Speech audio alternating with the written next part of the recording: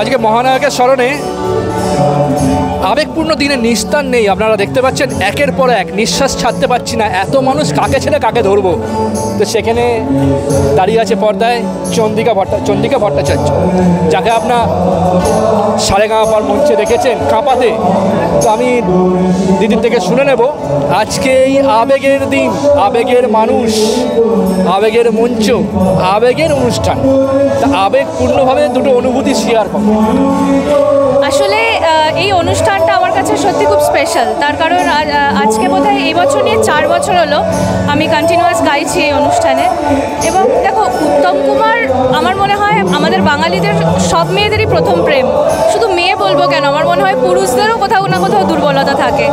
তো গান বলো, মানে অভিনয়ের কথা আমরা আর কি করে বলবো, কিন্তু এই যে বাংলা গানের যে একটা এরা, স্বর্ণযুগের গান বলতে যেটা আমরা বোঝাই, তার অনেকটা জুড়ে মহানায়ক। তো তার গান নিয়ে একটা গোটা অনুষ্ঠান, তার স্মৃতিচারণায় একটা অনুষ্ঠান, সেখানে সামিল হতে পারাটাই আমার কাছে খুব বড় একটা ব্যাপার।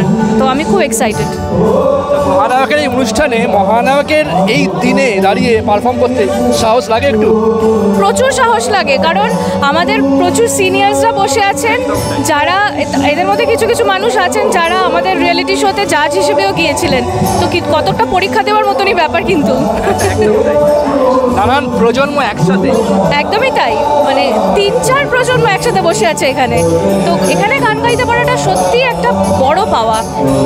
অসংখ্য ধন্যবাদ, ভালো থেকো, সুস্থ থেকো। Thank you. সরাসরি দেখা।